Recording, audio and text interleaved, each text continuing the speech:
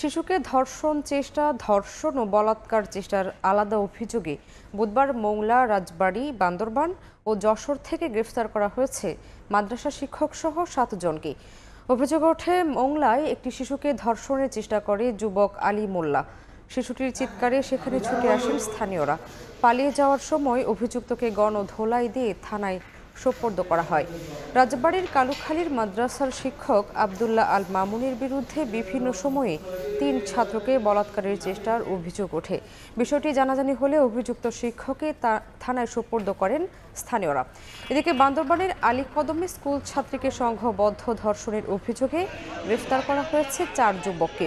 এছাড়া যশোরে শিশুকে ধর্ষণ চেষ্টার অভিযোগে আরমান নামে এক যুবককে গ্রেফতার করে পুলিশ।